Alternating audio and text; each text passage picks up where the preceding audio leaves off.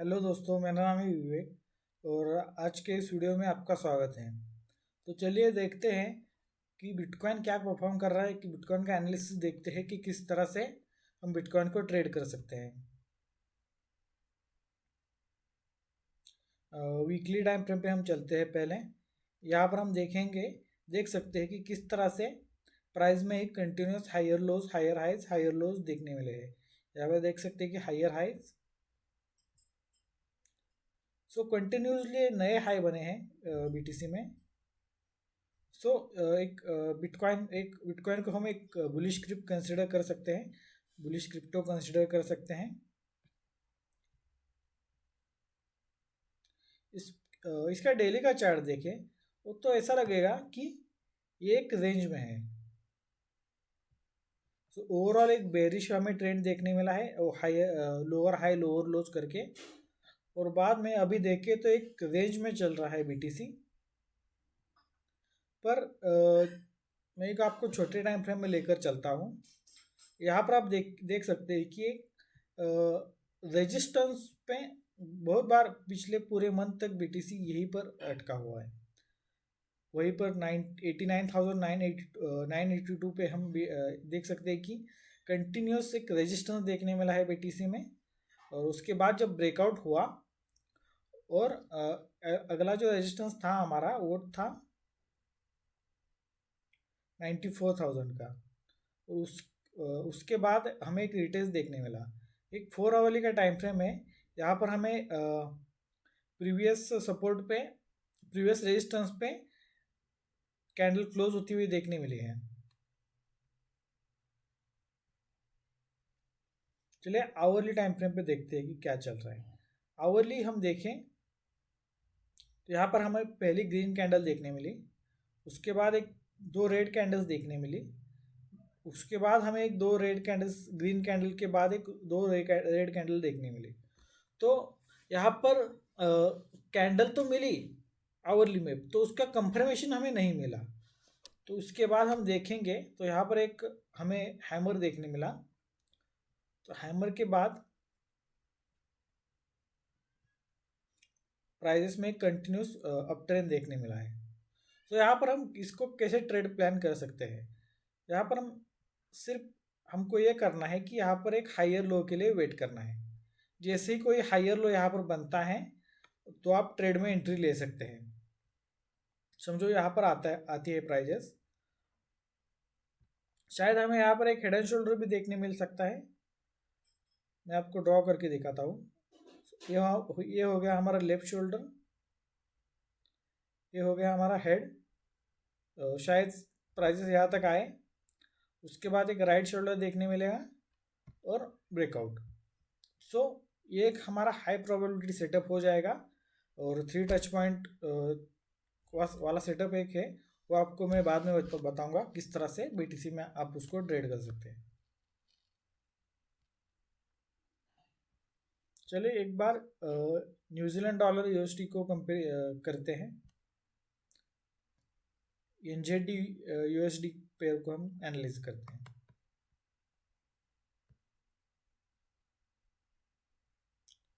Weekly time frame में देखें तो एक लोअर हाइज और लोअर लोज देखने मिले हैं कंटिन्यू। और अभी हम देखें डेली में तो एक हेड एंड शोल्डर देखने मिला है। चलिए मैं आपको चार्ट के हिसाब चार्ट में मार्क करके दिखाता हूँ। ये हो गया हमारा लेफ्ट शोल्डर, ये हो गया हेड, और ये हो गया हमारा राइट शोल्डर। तो राइट शोल्डर का ब्रेकडाउन जैसे होता है तो हम बेरिश ट्रेड्स के लिए प्लान कर सकते हैं। ये है हमारी डेली की टाइम फ्रेम। हम डेली में नहीं ट्रेड करेंगे, आवरली में हमें अच्छे से सेटअप्स मिलेंगे, उस पर हम ट्रेड करेंगे। यहाँ पर एक 4 आवरली की टाइम फ्रेम है और 4 आवरली में आप देख सकते हैं कि एक सपोर्ट एरिया हमें देखने मिला है यहाँ पर। और यहाँ पर बाइंग बिल्कुल नहीं करनी है और ब्रेकडाउन के लिए वेट करना है। जैसे ही इसका ब्रेकडाउन मिलता है और कोई भी रिटेस्ट मिलता है, कोई भी आप जो इंडिकेटर यूज करते हो उसके हिसाब से कोई भी आपको सेटअप मिलता है बेरिश के लिए, आप एनजेडी यूएसडी को ट्रेड कर सकते हैं। चलिए और कुछ USD CHF को एनालिस करते हैं।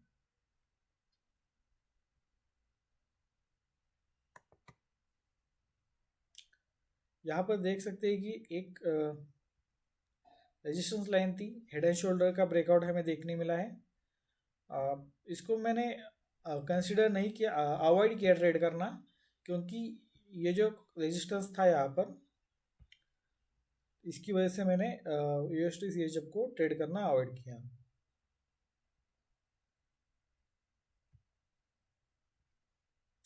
तो देख सकते हैं कि किस तरह से ये भी एक जोन में चल रहा है।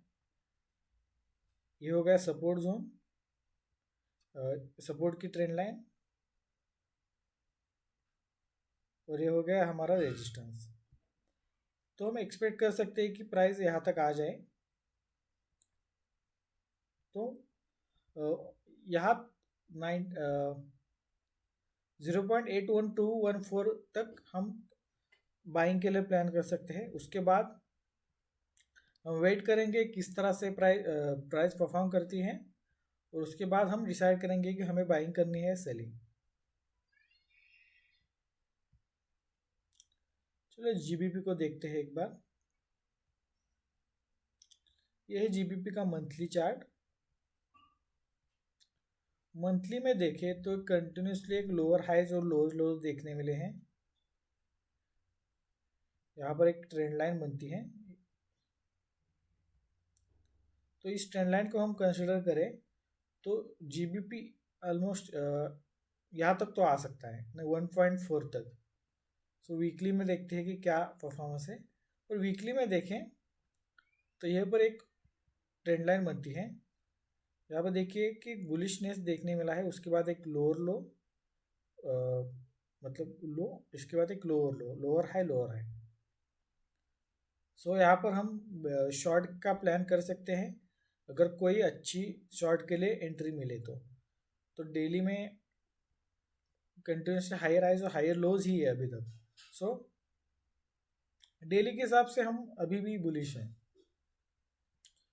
अगर आपको कोई भी अच्छा सेटअप मिलता है, जैसे कि head and shoulder, trend line breakdown, समझो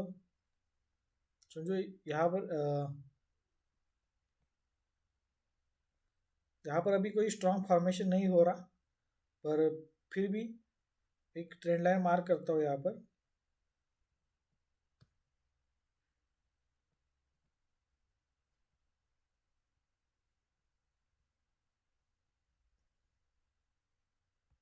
एक ट्रेंड लाइन हो गई हमारी।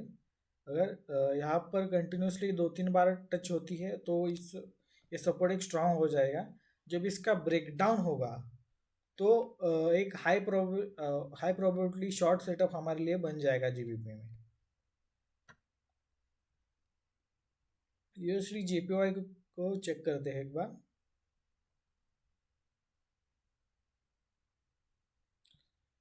USD JPY को हम अगर देखें वीकली से, देखते हैं कि अभी एक रेजिस्टेंस के पास है। ओवरऑल USD JPY एक बुलिश पेयर है और कंटिन्यूसली हायर हाइज और हायर लोज भी बना रही है, और अभी एक रेजिस्टेंस के पास है। सो जब तक नया हाई नहीं देखने को मिलता, और जब तक एटलीस्ट ये हाई क्रॉस नहीं होता, 158 का हाई अगर क्रॉस नहीं होता तब तक हम बाइंग के लिए प्लान नहीं करेंगे।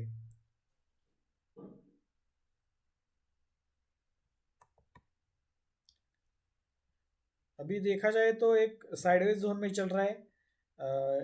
इसके नीचे अगर ब्रेकडाउन कर दे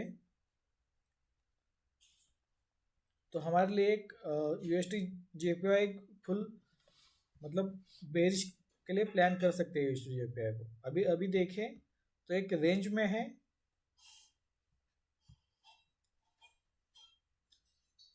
और एक अपर रेंज में है। हम लोअर रेंज तक वेट करेंगे।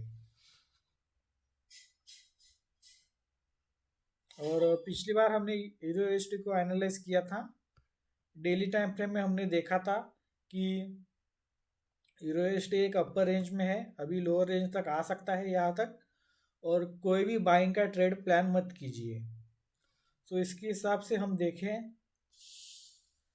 तो एक यहाँ शायद यहाँ पर हमने एक वीडियो बनाई थी, उसके बाद हमें कंटिन्यूसली एक फॉल देखने मिला है, यहाँ पर हमें एक रिट्रेसमेंट देखने मिला, उसके बाद फिर से हमें एक फॉल देखने मिला।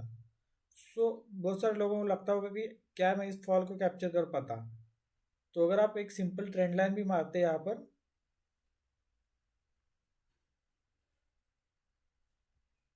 एक सिंपल ट्रेंड लाइन भी मारते हैं तो ये फॉल आप कैप्चर कर पाते हैं।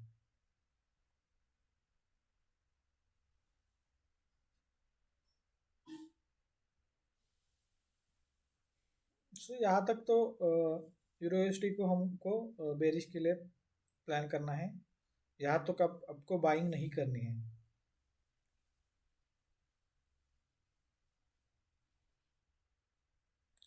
So thank you for today guys. हम इस वीडियो को